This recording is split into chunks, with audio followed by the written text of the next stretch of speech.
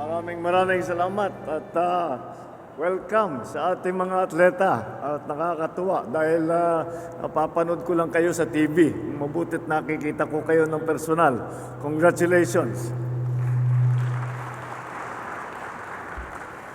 Sa ating PSC Chairman, Pato Gregorio, the Philippine Olympic Committee President, Bambula Tolentino, PSC Commissioner Olivia Bongku, and the other PSC officials, of course, our First Lady Luis Araneta Marcos, and of course, the most important people here today, our athletes and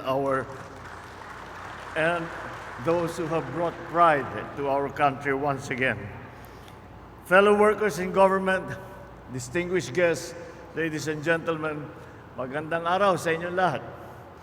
It is always an honor and a joy to be surrounded by high-achieving athletes like we have today. You are a shining example of what can be done with discipline, with commitment, with passion, with sacrifice, and it shows that we can achieve what others might think is impossible. Pinagdiriwan natin ngayong araw ang dangal, tibay ng loob at pambihirang kakayahan ng atletang Pilipino. Noong ika-33 Southeast Asian Games na ginanap sa Thailand, magiting na kinatawan ng ating bansa ng mahigit 1,500 atleta. Ito ang pinakamalaking Philippine team sa kasaysayan ng Southeast Asian Games. Dala ang bandila ng ating bansa. Pinakita ninyo kung ano ang kayang marating ng atletang Pilipino. At sa pagkatapos ng kompetisyon, hindi naman ninyo kami binigo. Nakuha ng Pilipinas ang ika-6 na ranggo at kagaya ng nabanggit nga ng ating Olympics chairman, dapat mas mataas pa yan. Pero di bale, babawi nga tayo. At bukod pa roon, nakamit natin ang 277 medalya. Mas maraming medalya kumpara nung nakaraang 2023 at 2021 na SEA Games. Buong pagmamalaki namin kinikilala ang husay at galing na ipinamalas ninyo. Ngunit, may medalya man o wala, panalo kayong lahat sa puso ng sambayan ng Pilipino. Maraming salamat. May mga tagumpay rin na naisulat sa pahina ng kasaysayan ng sport sa Pilipinas. Kay Alex Ayala, binabati ka namin sa nakamit mong gintong medalya sa women's singles tennis.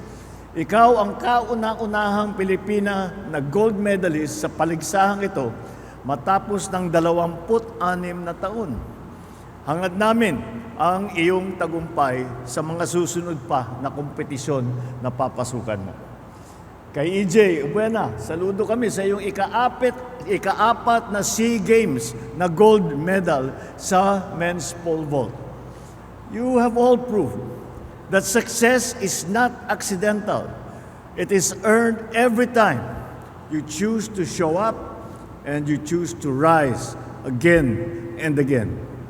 Sa ating Philippine Women's National Football Team, sa kauna-unahang pagkakataon na naisama ang women's football sa SEA Games, kayo rin ang unang nag-uwi ng ginto.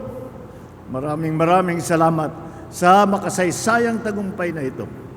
Ipinakita ninyo ang angking galing at lakas ng mga kababaihang Pilipino. Tawag nga ito, this is certainly a history that is one for the books.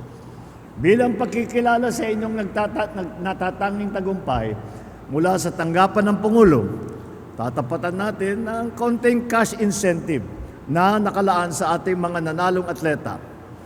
Para sa mga gold medalists, may tigi-isa kayong 300,000 piso for the gold medals.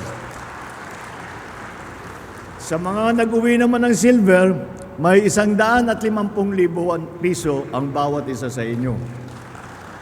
Para sa mga bronze medalists, may 60,000 naman ang makukuha ninyo.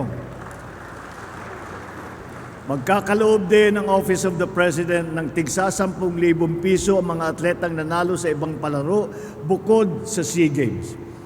Batid natin walang katumbas na halaga ang inyong sakripisyo. Ngunit, tanggapin ninyo ito bilang simbolo ng pagpupugay at pasasalamat ng mamamayang Pilipino sa inyong kabayanihan. Nawa ay marami pang kabataang Pilipino ang tumahak sa katulad na landas ng inyong nailakbay. Kaya isinusulong ng pamahalaan ang pag-angat ng kalidad ng sports development sa ating bansa. Pinapalawak natin ang grassroots and youth sports program. Dinadagdagan natin ang mga kinakailangang pasilidad at mas pinapalakas pa natin ang suporta sa mga atletang lumalahok sa pandaigdigang entablado. Ginagawa natin ang lahat ng ito upang hubugin ang mga susunod na henerasyon na atletang Pilipino. Mga kabataang may pangarap, may paniniwala sa sarili at handang lumaban sa ngalan ng ating bandila. Higit sa pagkakilala sa mga suportang inyong natanggap, nais kong bigyan din ang kahalagahan ng disiplina. Ang disiplina ay hindi lamang susi sa panalo sa loob ng arena. Ito ay umuhubog sa ating pagkatao. Ang mamuhay ng may layunin, magsikap ng may kahulugan, at mangarap ng mga malinaw na direksyon. At sa tuwing pinipili natin kumilos ng may disiplina, sama-sama natin binubuo ang isang bansa na hindi sumusuko. Isang bansa patuloy na umaangat, nagpupunyagi at umuunlad. Muli, congratulations sa inyong lahat. Maraming salamat. Mabuhay ang atletang Pilipino! Mabuhay ang bagong Pilipinas!